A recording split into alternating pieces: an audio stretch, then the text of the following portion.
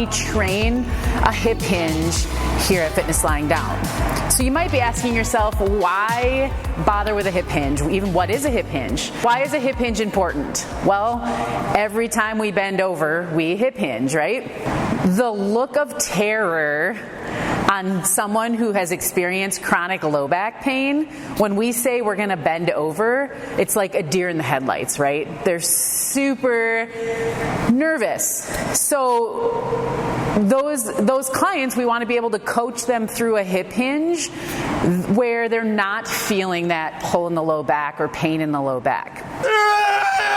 I know you're going to be surprised when I say it, but we're going to start with what?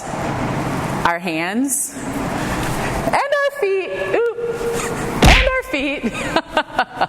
So, couple things when we teach that hip hinge. We talk about keeping the feet underneath the hips, gripping the floor with the feet. So as soon as we grip those toes, we're activating all those little supporting muscles in the hips and the glutes, really turning on that posterior chain so that's what's going to fire when we go into our hinge.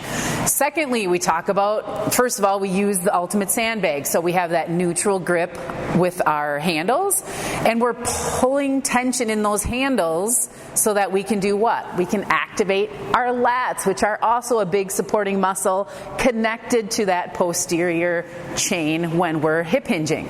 We're pulling those handles apart, we're gripping the floor with the toes, and then instead of just saying we're going to bend over and we're going to lose that bag, we're going to push that bag down, keeping it close to our shins.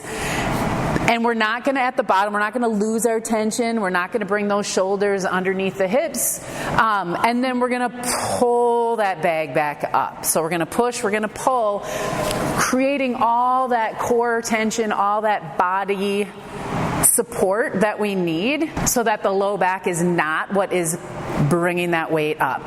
And we're not losing that weight on the way down. So it's not about shifting to your heels or puffing things in your chest or looking at your form in a mirror. It's thinking about those internal cues to help execute that hip hinge beautifully. Here at Fitness Lying Down, we actually start even more elemental, and we start laying on the floor and executing a hip bridge. So we learn the patterning of a hinge without the stress or the terror of being on your feet bending over. And again, it's the task versus the intent, right? We're not just talking about bending over thoughtlessly. We're really engaging the mind, engaging the body, going into a successful hinge that does not affect low back.